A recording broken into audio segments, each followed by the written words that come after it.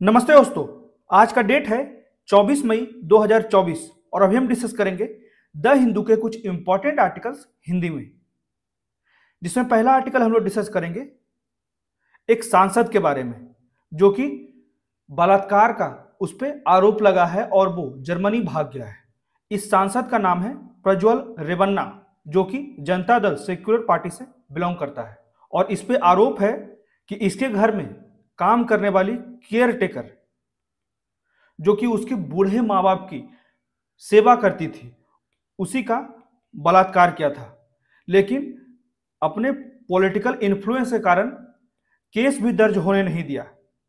ठीक है, और जब केस दर्ज हुआ तो वो जर्मनी भाग गया। इस आर्टिकल में हर एक पॉइंट को हम लोग विस्तार से पढ़ लेंगे सांसद प्रज्वल रेवन्ना के बारे में। ठीक है, कि इतना ज्यादा बड़ा मामला होते हुए भी वहां की पुलिस या फिर सरकारी तंत्र जो है कहीं ना कहीं राजनीति के पावर के आगे अपने कार्रवाई को सही ढंग से करने में सफल नहीं हुई। और जब वो जर्मनी भाग भी गया फिर भी इस पे कार्रवाई करने में सुस्ती दिखाई गई।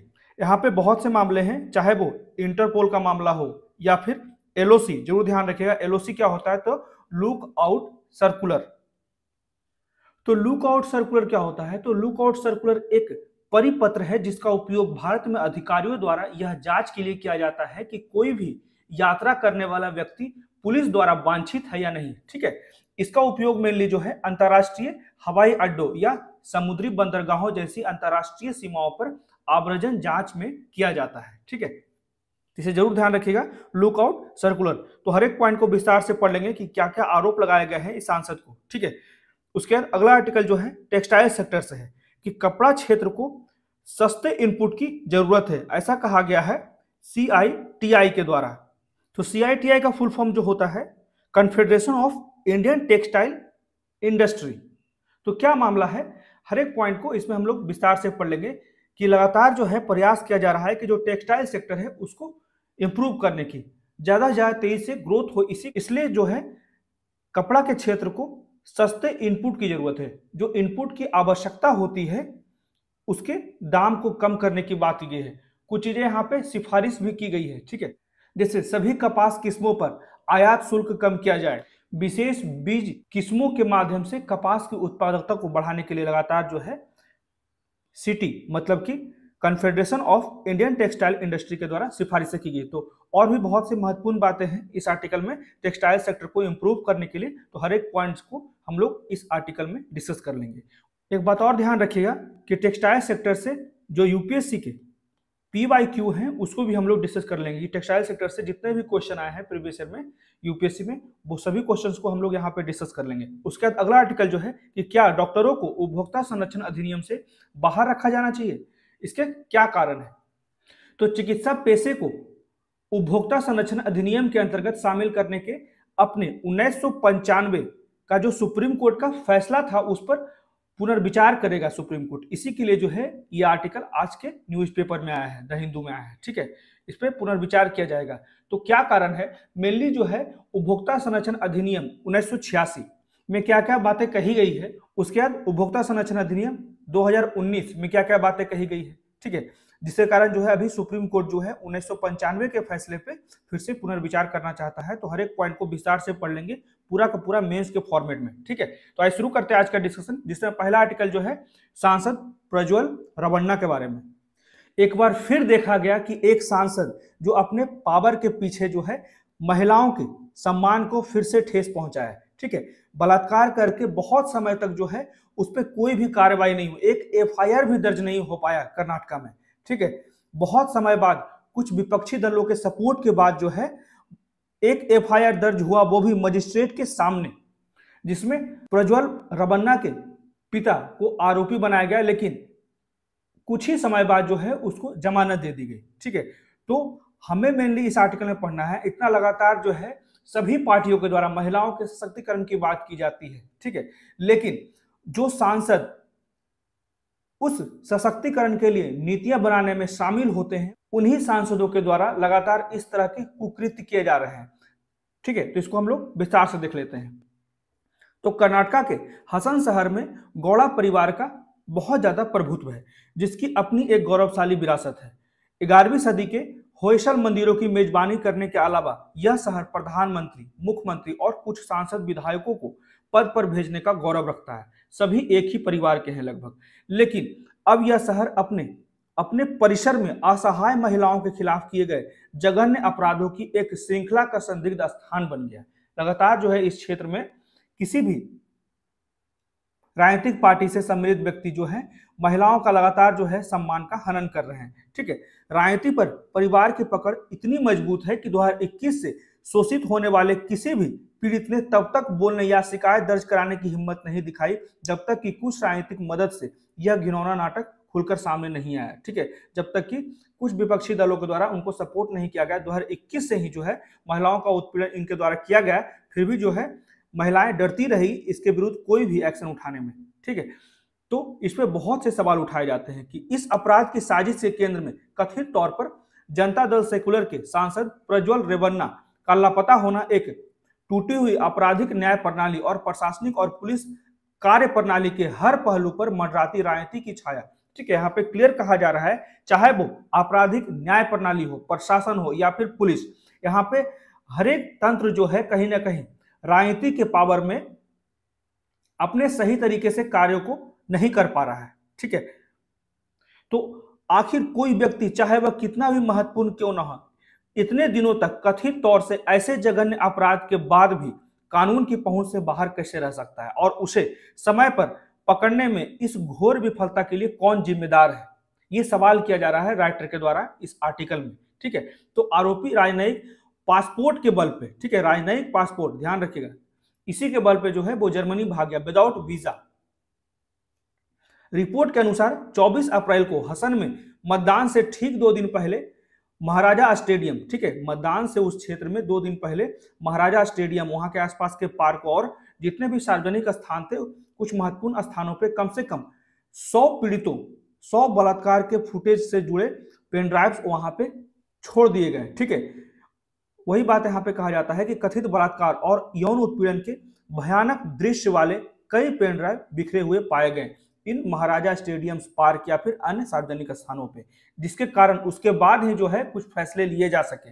तो पुलिस के लिए यह पहला सुराग होना चाहिए था। आरोपी तक पहुंचने वाली सूचनाओं के आधार पर कार्रवाई करने के लिए अभियोजन शाखा से परामर्श किया जाना चाहिए था, खासकर जब वह सभी को पता था। तो पुलिस को कथित अपराधी प्रज्वल रेवन्ना को एक नोटिस भेजना चाहिए था कि जांच लंबित रहने तक उसे शहर से बाहर नहीं जाने दिया जाए। ठीक है, शहर नहीं छोड़ना चाहिए, या उसे स्वतः संज्ञान लेते हुए एक निरोधक आदेश के लिए अदालत जाना चाहिए था। तो आरोपी को हवाई अड्डे के माध्यम से भागने से रोकने के लिए कर्नाटका पुलिस के अनुरोध पर आव्रजन का मतलब होता है इमिग्रेशन ऑफिसर द्वारा एक LOC मतलब कि लुकआउट सर्कुलर, ये मेनली जो है पुलिस के द्वारा निर्धारित किया जाता है, चाहे वो अंतर्राष्ट्रीय सीमा हो, ठीक है, या फिर अंतर्राष्ट्रीय बंदरगाह हो, वहां पे एक बार नोटिस दिया जाता है स्थानीय पुलिस के द्वारा कि ये व्यक्ति संदिग्ध है, उसे वहां पे हिरासत में लिया जाए। ठीक है, लेकिन ये भी नहीं किया गया, फिर भी कुछ नहीं किया गया और आरोपी मतदान के 1 दिन बाद बिना वीजा के अपने राजनयिक पासपोर्ट के बल पर जर्मनी भाग गया। ठीक है, तो कार्रवाई में उसके बाद भी सुस्ती दिखी, जब वो जर्मनी चला गया उसके बाद भी कार्रवाई में सुस्ती दिखी, ये सिर्फ और सिर्फ पॉलिटिकल पावर के कारण। तो जिस गति से कार्रवाई आगे बढ़ी वह पहले की तरह ही सुस्त रही। पहला मामला आरोपी के भागने के 1 दिन बाद दर्ज किया गया, उसके बाद SIT का गठन हुआ। ठीक है, उसके बाद पीड़िता का बयान जो है वो मजिस्ट्रेट के सामने दर्ज किया गया और उसके बाद जो है LOC जारी किया गया और आरोपी के पिता विधायक HD रेवन्ना, जो कथित तौर पर इस मामले में शामिल हैं, को 4 मई को यौन उत्पीड़न की पीड़िता का अपहरण करने के आरोप में गिरफ्तार किया गया और कुछ दिनों बाद जमानत पर रिहा भी कर दिया गया।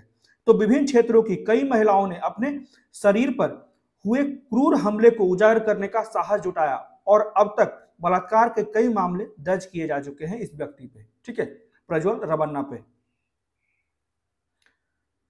तो इंटरपोल तक भी इसका मामला पहुंचा। हमारे देश में CBI इंटरपोल के साथ इंटरफेस है। ठीक है, तो राज्य पुलिस को किसी भी आरोपी का पता लगाने, उसे पकड़ने के लिए इंटरपोल तक पहुंचने के लिए CBI के साथ अपनी जानकारी दर्ज करनी चाहिए, लेकिन अब तक इंटरपोल द्वारा केवल ब्लू कॉर्नर नोटिस जारी किया गया है, न कि रेड कॉर्नर नोटिस। तो ब्लू कॉर्नर नोटिस क्या होता है? To collect additional information about a person identity, location और activity in relation to a crime. ठीक है, बस इंफॉर्मेशन कलेक्ट करने के लिए ब्लू कॉर्नर नोटिस जारी किया जाता है इंटरपोल के द्वारा। उसके बाद रेड नोटिस क्या होता है, to seek the location and arrest of wanted person with a view to extradition और सिमिलर लॉफुल एक्शन, मतलब कि उसके लोकेशन तक जल्द से जल्द पहुंचे और उस वांटेड व्यक्ति को गिरफ्तार करना चाहिए, जिससे कि आने वाले समय में और दोबारा जो है इस तरह के घृणित अपराध ना हो सके। ठीक है, इसके द्वारा तो जो लोग इस अपराध में शामिल हैं और भारत में हैं, उसको कड़ी से कड़ी कार्रवाई उस पर होनी चाहिए। ठीक है, कोई नहीं कहता कि खोई हुई जमीन कितनी जल्दी वापस मिल जाएगी। ठीक है, लेकिन इस बीच एसआईटी में ज्यादा महिला अधिकारी और जांचकर्ता होने चाहिए ताकि सभी महिला पीड़ितों तक पहुंच बनाई जा सके। देरी, तकनीकी खामियों, खराब जांच या फिर कमजोर अभियोजन के कारण ऐसे अपराधियों को सजा नहीं मिल सकती। तो ऐसे खूंखार अपराधी के खिलाफ पूरे देश में आक्रोश की उम्मीद थी, तो मीडिया ट्रायल की भी अनुमति नहीं दी गई कोर्ट के द्वारा। ठीक है, मीडिया ट्रायल ये सिर्फ और सिर्फ पॉलिटिक्स के कारण हो रहा है। ठीक है, पॉलिटिकल पावर के कारण हो सकता है। तो क्योंकि आरोपी की अपील पर कोर्ट के आदेश के कारण मीडिया पर पहले से ही रोक लगा दी गई है और समाज के हर वर्ग को पीड़ितों के लिए न्याय की मांग में हाथ मिलाना चाहिए। ठीक है, हर एक लोग को सामने आना चाहिए, जिससे कि ये जो पीड़ित महिलाएं हैं उनको सम्मान मिल सके, जो आरोपी है उसको सजा मिल सके। तो देश दुनिया में महिलाओं के खिलाफ अपराध की शायद सबसे भयानक घटनाओं में से एक मामले में एक व्यक्ति के मुकदमे का इंतजार कर रहा है। तो इस मामले में सबसे दिल दहलाने वाली तस्वीर यह है। ठीक सर, ठीक है, देख सकते हैं पूरा का पूरा स्टोरी कि एक 48 वर्षीय महिला थी जिसके साथ बलात्कार हुआ है।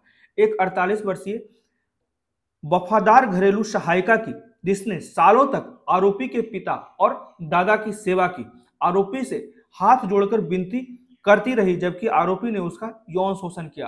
आने वाले सालों में लोगों की रूह कांपती रहेगी। ऐसे जघन्य अपराध के लिए कोई भी सजा कभी भी पर्याप्त नहीं होता। इसलिए जो है इस व्यक्ति को जहां भी दुनिया में छिप जाए उसको भारत लाने का प्रयास करना चाहिए जल्द से जल्द, और उस पर कठोर से कठोर कार्रवाई करना चाहिए और एक कठोर दंड देना चाहिए, जिससे समाज में एक भय पैदा हो सके इस तरह के घृणित कृत्य करने से पहले। तो यह था पूरा का पूरा आर्टिकल, जिसमें सांसद प्रज्वल रवन्ना के बारे में हम लोगों ने पढ़ा। ठीक है, उसके बाद अगला आर्टिकल जो है कि textile sector needs cheaper input. CITI का मतलब होता है confederation of Indian textile industry के द्वारा कहा गया है कि टेक्सटाइल सेक्टर को अगर बूस्ट करना है तो उनके इनपुट को सस्ता करने की आवश्यकता है। ठीक है, तो यही बात कहा जाता है। Confederation of Indian textile industry, भारतीय वस्त्र उद्योग परिसंघ ने भारत सरकार से आग्रह किया है कि वह कपास और मानव निर्मित फाइबर्स, मैन मेड फाइबर्स की उपलब्धता अंतर्राष्ट्रीय स्तर पर प्रतिस्पर्धी कीमतों पर सुनिश्चित करे। ठीक है, अंतर्राष्ट्रीय स्तर पर प्रतिस्पर्धी कीमतों पर सुनिश्चित किया जाए, यह ऐसा रिकमेंडेशन किया गया है सिटी के द्वारा। ठीक है, confederation of Indian textile industry, ताकि कपड़ा उद्योग को 2030 तक $350 बिलियन के लक्ष्य तक पहुंचाया जा सके। तो सिटी की सिफारिशें क्या है, उसमें कहा जाता है कि कपास अपशिष्ट सहित सभी कपास किस्मों पर आयात शुल्क कम हो और विशेष बीज किस्मों के माध्यम से कपास की उत्पादकता भी बढ़ाई जाए। ठीक है,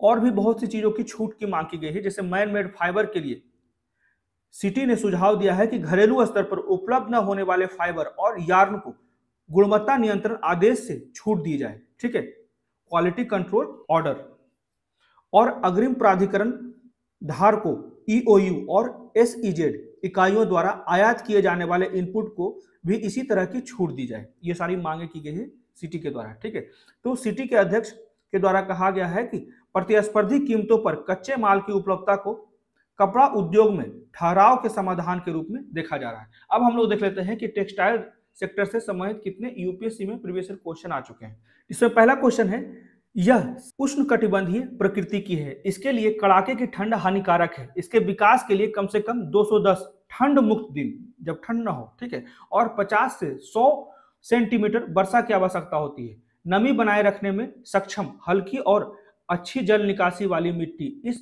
फसल की खेती के लिए आदर्श है। तो निम्नलिखित में से वह फसल कौन है? अभी हाल ही में जो है गन्ना से संबंधित क्वेश्चन आ चुका है यूपीएससी में, जूट से भी संबंधित क्वेश्चन आ चुका है, चाय से भी संबंधित क्वेश्चन आ चुका है। अभी पिछले साल ही लगता है चाय का क्वेश्चन आया था, जिसमें पूछा गया था कि कहाँ कहाँ चाय उगाया जाता है, जिसमें यूपीएससी के द्वारा ऑल ऑफ दिस दिया गया था आंसर। ठीक है, तो इस क्वेश्चन में जो है जिस क्रॉप की बात की गई है ये है कपास। ठीक है, कपास के लिए जो है ये सबसे उपयुक्त कंडीशन है उसके फसल के लिए। ठीक है, जिसमें उष्णकटिबंधीय फसल है और भारत में इसे खरीफ फसल के रूप में देखा जाता है। और कपास को 21 डिग्री सेल्सियस और 30 डिग्री सेल्सियस के बीच सामान्य से उच्च तापमान की आवश्यकता होती है और 200 ठंड मुक्त दिनों की आवश्यकता है। वर्षा जो होती है वो 50 से 75 सेंटीमीटर के बीच में होनी चाहिए, तभी जो है इस कपास जैसे फसल के लिए बहुत ही आदर्श समय होता है। उसके बाद अगला क्वेश्चन है, हाल ही में हमारे देश में हिमालय नेटल के महत्व के बारे में जागरूकता बढ़ रही थी क्योंकि यह ईंधन का एक अस्थायी स्रोत पाया गया। ये कब क्वेश्चन पूछा गया है? तो ये जो है वो 2019 में पूछा गया है, ध्यान रखिएगा। हिमालयन नेटल इसी को कहा जाता है गिरार्डनिया डाइवर्सिफोलिया। ठीक है, और इसका सही उत्तर जो है कपड़ा फाइबर। तो गिरार्डनिया डाइवर्सिफोलिया ये जो है मेनली एक फाइबर उत्पादक पौधा है जो कि हिंदू कुश हिमालय के दूर दराज के पहाड़ी गांवों में रहने वाले लोगों के लिए एक महत्वपूर्ण आजीविका का विकल्प है, इसे ध्यान रखिएगा। ठीक है, हिमालयन नेटल। उसके बाद अगला क्वेश्चन है, निम्नलिखित कथनों पर विचार करें। जिसमें पहला स्टेटमेंट है भारत कपास के पौधे का मूल घर है, और दूसरा जो स्टेटमेंट है भारत दुनिया का पहला देश है जिसने संकर, ठीक है, बीटी कॉटन, संकर कपास किस्म विकसित की है जिससे उत्पादकता में वृद्धि हुई है। तो दोनों कथन जो है यहाँ पे सही हो जाते हैं। ठीक, अब बढ़ते हैं अगले आर्टिकल की तरफ। Should doctors be kept out of the consumer protection act, मतलब कि क्या डॉक्टरों को उपभोक्ता संरक्षण अधिनियम से बाहर रखा जाना चाहिए?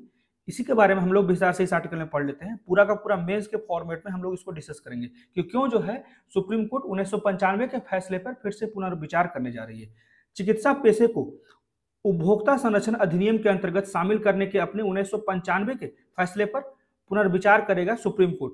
हाल ही में सर्वोच्च न्यायालय ने माना कि पेशेवर के रूप में वकील को उपभोक्ता संरक्षण अधिनियम 2019 के तहत दोषपूर्ण सेवा प्रदान करने के लिए कानूनी कार्रवाई के अधीन नहीं किया जा सकता है। इसी तरह का मामला जो है वो मेडिकल प्रैक्टिशनर्स पर लागू होता है जो काफी विवाद में है।